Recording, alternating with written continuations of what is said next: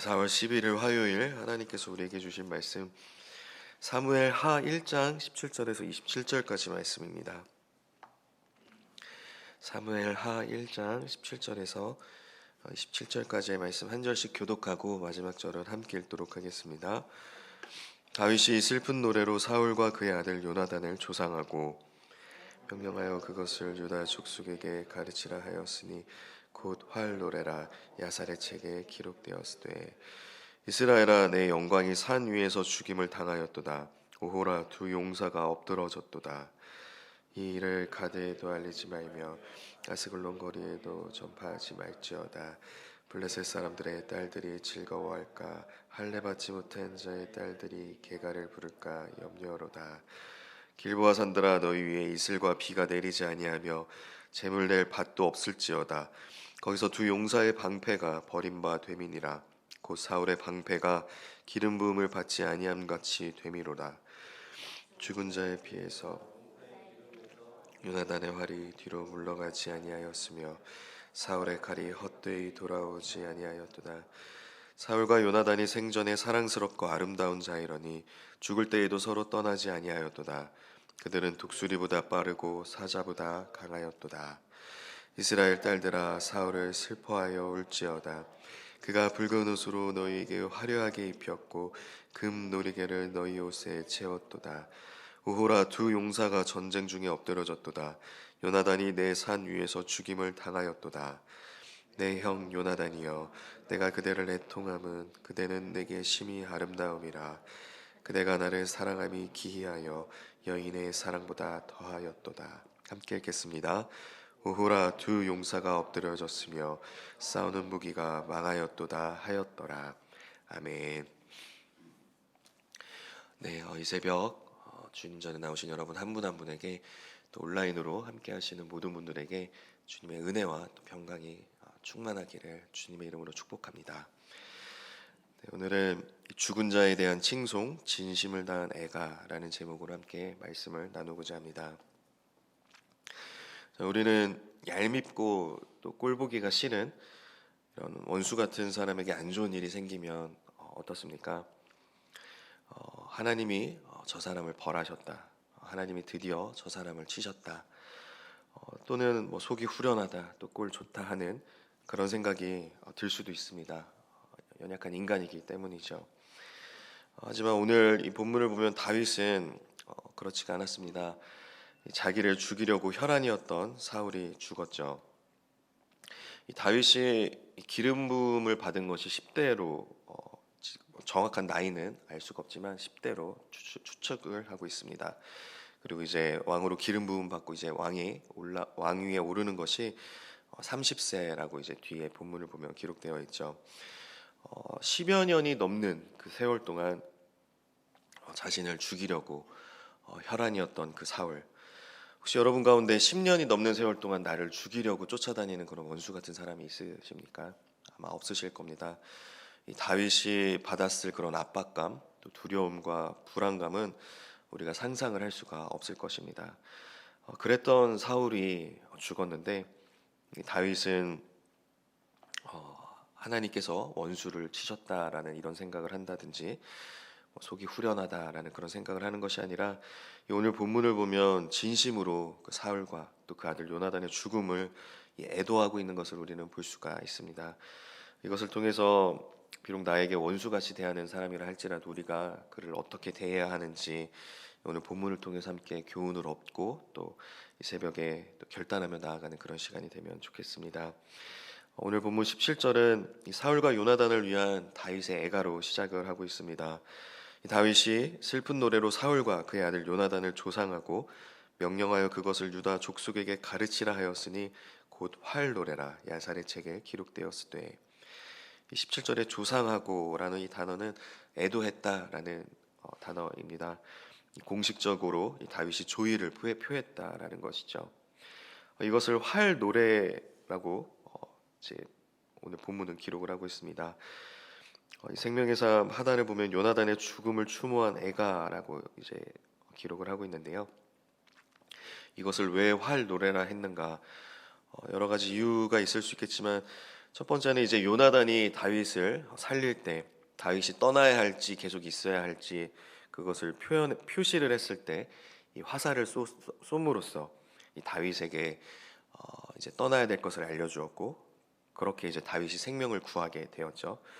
또 하나는 사울이 전쟁에서 죽을 때 이 화살에 맞고 중상을 입고 죽어서 이 활 노래를 또 지었을 것이다라고 보는 그런 입장도 있습니다. 어찌되었든 이 활 노래를 통해서 이 야살의 책에 기록을 하라고 명령을 하죠. 이 야살의 책도 이렇게 기록되어 있습니다. 의인의 두루마리라는 뜻으로 고대 이스라엘의 이야기와 시를 모아놓은 책이다. 현존하진 않지만 이스라엘 영혼들의 업적을 기리는 책으로 추정한다라고 적혀 있죠. 결국 이 다윗은 이 사울과 요나단의 죽음에 대한 공식적인 입장을 이 반포하는 것, 그리고 이제 백성들에게 자신의 뜻이 어떠한지를 알려주고 있다라고 볼 수가 있습니다. 19절에서는 다윗이 이렇게 탄식을 합니다. 이스라엘아, 내 영광이 산 위에서 죽임을 당하였도다. 오호라, 두 용사가 엎드러졌도다. 여기서 이스라엘의 영광이 죽임을 당했다. 이 원어를 보면 이 영광이란 단어는 자랑거리라는 그런 의미를 갖고 있습니다. 이스라엘의 자랑이었던 이 두 용사가 죽은 것을 탄식하고 있는 것이죠. 그리고 계속해서 애도를 합니다. 이 일을 가드에도 알리지 말며 아스글론 거리에도 전파하지 말지어다.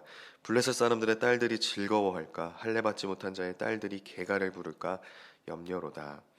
여기서 말하고 있는 이 가드, 아스글론, 이 둘 다 이제 블레셋의 성읍이죠. 가장 가까운 성읍과 또 가장 먼 성읍을 의미하고 있습니다.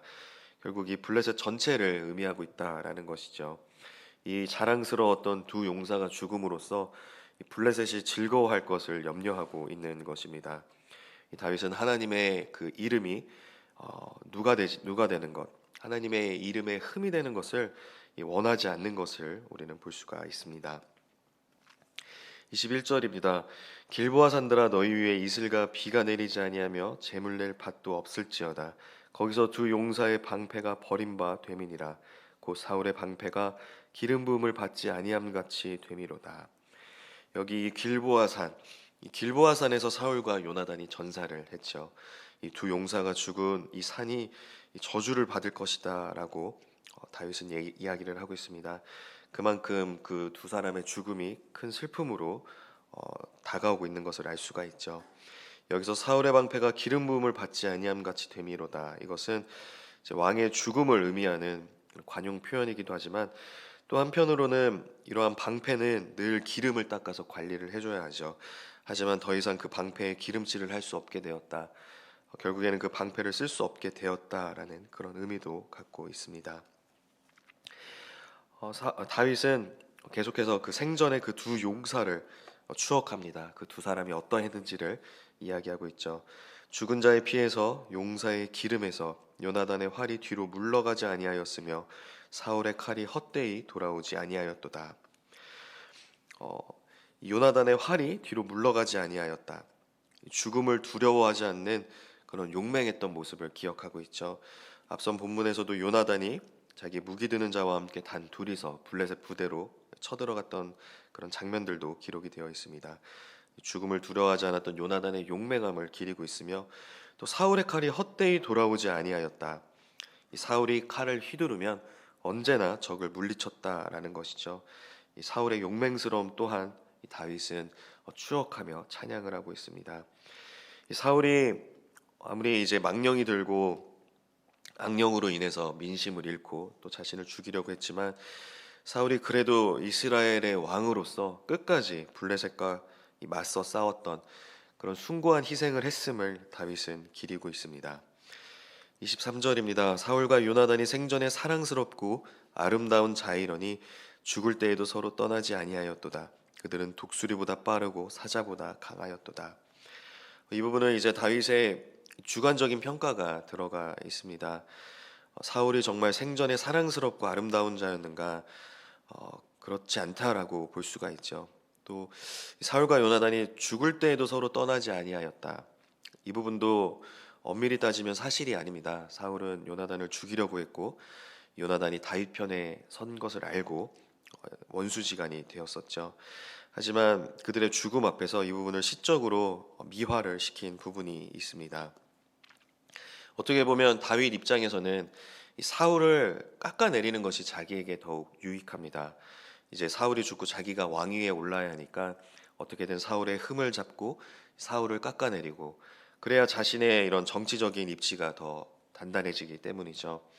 하지만 이 다윗은 그들의 죽음 앞에서 이 원수를 깎아내리기보다는 이런 허물을 덮어주고, 그랬던 사울이라 할지라도 사랑스럽고 아름다운 자의 모습으로 기억해주고, 또 그들이 서로 떠나지 않았다라는 식으로 그들의 이런 좋은 점을 부각시키고 있습니다. 이것이 바로 하나님 마음에 합한 사람의 태도라고 할 수가 있겠죠. 이 그리스도인들이 추구해야 할 모습이기도 합니다. 다른 사람들의 허물을 드러내고 그로 인해서 내가 더 높아지려고 하기보다는 그들의 허물을 사랑으로 덮어주고 그들의 좋은 점을 부각시켜주는 것, 그래야 그 공동체가 살아나고 건강하게 성장을 할 수가 있겠죠. 24절부터 27절까지는 계속해서 두 영웅을 추모하고 있습니다. 이스라엘 딸들아, 사울을 슬퍼하여 울지어다. 그가 붉은 옷으로 너희에게 화려하게 입혔고 금 놀이개를 너희 옷에 채웠도다. 사울이 이스라엘에게 풍요를 가져다 주었다는 것을 의미하고 있죠. 이전까지 왕이 없이 자기 소견대로 옳은 대로 살던 그 사사시대, 그 시대를 떠나서 이제 초대왕 사울이 세워짐으로써 이스라엘이 왕정 국가로서의 체계를 잡고 그 기틀이 잡히고 이런 왕으로 이 나라로서의 제대로 된 모습을 갖추게 되었죠. 그로 인해서 이스라엘의 풍요를 가져다 주어서 이스라엘 딸들이 이 붉은 옷으로 화려하게 입을 수 있었고 금 놀이개를 옷에 채울 수 있었다라는 것입니다. 그렇게 사울이 이스라엘에게 풍요를 가져다 주었으니 이 조의를 표하라고 권면을 하는 것이죠. 계속해서 추모를 합니다. 오호라, 두 용사가 전쟁 중에 엎드려졌도다. 요나단이 내 산 위에서 죽임을 당하였도다. 내 형 요나단이여, 내가 그대를 애통함은 그대는 내게 심히 아름다움이라. 그대가 나를 사랑함이 기이하여 여인의 사랑보다 더하였도다. 여기서 다윗은 요나단을 내 형, 영어로 보면 my brother라고 하고 있습니다. 친밀함을 보여주고 있죠. 그러면서 하는 말이 그대가 나를 사랑함이 기이하여 여인의 사랑보다 더하였도다라고 말씀을 합니다. 이것을 이제 원어를 보고 다른 주석들을 찾아봐도 결코 이것이 성적인 의미가 아닌 것을 알 수가 있습니다. 근데 이제 이 다윗과 요나단을 여인의 사랑보다 더하였도다, 또 두 사람이 서로 뭐 입맞췄다라는 것을 통해서 이런 동성애 코드로 해석을 하는 학자들도 있는데, 그 어디에도 결코 이 성적인 의미가 포함되어 있지 않음을 기억해 주시면 좋겠습니다. 이 아버지의 그 살해 위협, 그러니까 요나단이 다윗의 편에 섬으로써 아버지 사울로부터 살해 위협을 당하게 되는데, 그것에도 굴하지 않고 다윗을 살린 그 요나단, 또 자신이 이 왕위를 계승해야 하는데 그 왕위를 계승해야 되는 그런 권리조차 다 내려놓고 이 다윗을 왕으로 인정했던 그 요나단, 이 다윗에게는 이 요나단이 정말 이 생명의 은인이자 그 여인의 사랑보다 더했던 우정이었다라는 것입니다. 아주 고귀한 우정이자 또 사랑이라는 것이죠. 이것을 동성애 코드로 이렇게 폄훼하는 우를 범해서는 안 될 것입니다. 마지막 27절입니다. 오호라, 두 용사가 엎드려졌으며 싸우는 무기가 망하였도다 하였더라. 이렇게 다윗은 27절부터 27절까지 정말 진심을 다해서 그 사울과 요나단을 추모하고 진심을 다한 그 애가를 부르고 있음을 우리는 알 수가 있습니다. 이렇게 보면은 이 슬픔과 기쁨을 함께 나누고 공감하는 그 공동체가 바로 이 이스라엘 공동체라는 것을 알 수가 있습니다. 이렇게 슬픔과 기쁨을 함께 공감하고 나누는 것, 이것이 이스라엘을 더욱더 강하게 결속시켰음을 우리는 알 수가 있죠. 우리 교회도 그래야 합니다. 마음에 안 들고 또 사이가 별로 안 좋은 사람이라 할지라도 그리스도 안에서 함께 웃고 또 울며 그리스도 안에서 한 몸을 이루어야 한다라는 것입니다. 이 다윗은 개인적인 그런 갈등, 또 개인적인 그런 감정들을 다 내려놓았습니다. 아무리 원수 같은 사울이어도 인정하고 또 존중해주는 모습을 우리는 볼 수가 있죠. 우리도 갈등 관계에 있는 그 사람을 또 인정하고 존중해야 합니다. 그가 아무리 밉고 또 싫다 할지라도 그 사람 역시 하나님의 형상대로 지음을 받은 존귀한 존재라는 사실을 우리는 기억해야 합니다. 그리고 예수님이 이 나만을 위해서 십자가에 달려 죽으신 것이 아니라 그 사람을 위해서도 십자가에서 피를 흘리셨음을 우리는 늘 기억해야 합니다. 하나님 앞에서는 나 역시 그 사람과 전혀 다를 것 없다라는 그 사실을 우리는 기억해야 합니다. 주님께서 나를 용납하시고 또 받아주신 것처럼 우리도 그 사람을 용납하고 받아줘야 한다라는 것이죠. 사랑하며 살기에도 인생은 너무나 짧지 않습니까?